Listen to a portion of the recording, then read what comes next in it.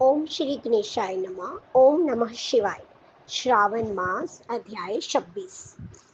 श्रावण अमावस को किए जाने वाले वृष पूजन और कुछ ग्रहण का विधान।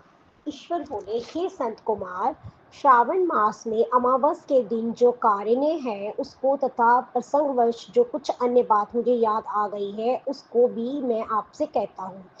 पूर्व काल में अनेक प्रकार के महान बल तथा पराक्रम वाले, जगत का विध्वंस करने वाले तथा देवताओं को उत्पीड़न करने वाले दुष्ट दैत्यों के साथ मेरे अनेक युद्ध हुए। मैंने शुभ वृष अर्थात नंदी पर आरूढ़ होकर संग्राम किए, किंतु महाशक्तिशाली तथा महाप्रक्रमी उस वृषभ ने मुझको नहीं छोड़ा। अंधकासुर के साथ युद्ध में तो नंदी का शरीर विदीर्ण हो गया और उसकी त्वचा कट गई, शरीर से रक्त बहने लगा और उसके प्राण मात्र बचे रह गए थे। फिर भी जब तक मैंने उस दुष्ट का संहार नहीं किया तब तक वह नंदी धैर्य धारण कर मेरा वाहन करता रहा। उसकी इस दशा को मैंने जान लिया था। उसके बाद उस अंधक का वध करके मैंने प्रसन्न होकर नंदी से कहा, हे सुवर, मैं तुम्हारे इस कृत्य से प्रसन्न हूँ। वर मांगो, तुम्हारे गांव ठीक हो जाएं, तुम बलवान हो जाओ और तुम्हारा पराक्रम तथा रूप पहले से भी बढ़ जाए। इसके अतिरिक्त तुम जो जो वर मांगोगे मैं उसे तुम्हें अवश्य दूंगा। नंदीकेश्वर बोले, हे देव देव, हे माहेश्वर, हे महेश्वर, मेरी कोई जांचना नहीं। आप मुझ पर प्रसन्न हैं तो फिर इससे बढ़कर क्या वैभव हो सकता है। तथापि हे भगवान, लोकोपकार के लिए मैं मांग रहा हूँ। हे शिव, आज श्रावण मास की अमावस्या है जिसमें आप मुझ पर प्रसन्न हुए हैं। इस तिथि में गायों सहित उत्तम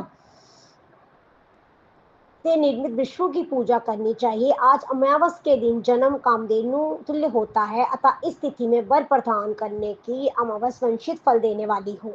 आज के दिन भक्ति पूर्व प्रत्यक्ष विष्णु तथा गायों की पूजा करनी चाहिए। गेरू आदि धातुओं से प्रयत्न पूर्वक उन्हें भूषित करना चाहिए। उनके सिंगों पर सोना चांदी आदि के पत्र मड़े और रेशम के बड़े बड़े गुच्छों से भी सींगों पर बांधे। अनेक प्रकार के वर्णों से चित्रित सुंदर वस्त्र से उनकी पीठ को ढक दे और गले में मनोहर शब्द करने वाला घंटा बांध दे। सूर्यास्त से लगभग 4 घड़ी बीतने पर गायों को ग्राम से बाहर ले जाकर पुनः साय वेला में ग्राम में प्रवेश कराएं। आहार के रूप में सरसों, तिल की खली आदि अनेक प्रकार का अन्न इस दिन अर्पित करें। जो इस दिन ऐसा करता है उसका गोधन तथा सदा बढ़ता रहता है। जिस घर में गाय ना हो वह शमशान के समान होता है। पंचामृत तथा पंचगव्य दूध के बिना नहीं बनते हैं।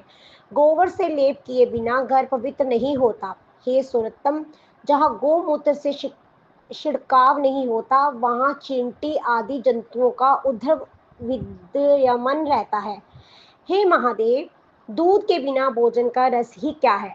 हे प्रभु, यदि आप मेरे ऊपर प्रसन्न हैं तो इन भरों को तथा अन्य भरों को भी मुझे प्रदान कीजिए।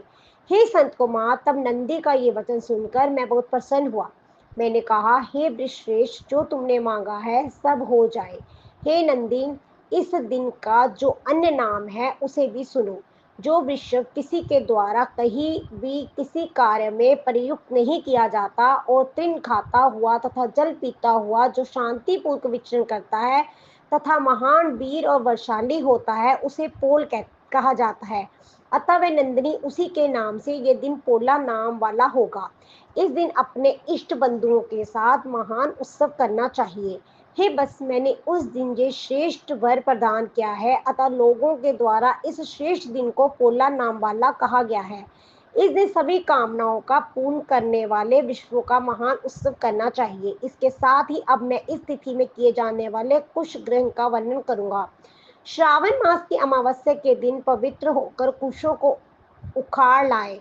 वह कुश सदा ताजे होते हैं, उन्हें बार बार प्रयोग में लाना चाहिए। कुश, काश, जव, ध्रुव, उशीर, सुकदक, गेहूं, वृह, मूंज और वल्लभ ये 10 दर्भ होते हैं। ब्रह्मा जी के साथ उत्पन्न होने वाले तथा ब्रह्मा जी की इच्छा से प्रकट होने वाले हे दर्भ, मेरे सभी पापों का नाश कीजिए और कल्याणकारक हो। ये इस मंत्र का उच्चारण करने के साथ ईशान दिशा में मुख करके हुम फट मंत्र के द्वारा एक ही बार में कुशा को उखाड़ ले, जिनके वर्ग अर्घ भाग टूटे हुए ना हो तथा शोषक ना हो। हे हरित वर्ण के कुछ श्राद्ध कर्म के योग्य कहे गए और जड़ रहित कुश देव कार्यों तथा जप आदि के में प्रयोग के योग्य होते हुए 7 पत्तों वाले कुश देव कार्य तथा पितृ कार्य के लिए श्रेष्ठ होती है। मूल रहित तथा गर्भयुक्त अग्रभाग वाले तथा 10 अंगुल परिणाम वाले 2 दर्भ पवित्रक के लिए उपयुक्त होती हैं। ब्राह्मण के लिए 4 कुश पत्रों का पवित्रक बताया गया है। अन्य वर्णों के लिए क्रमश 3, 2, 1 द्रव का पवित्रक कहा गया है अथवा सभी वर्णों के लिए 2 द्रव का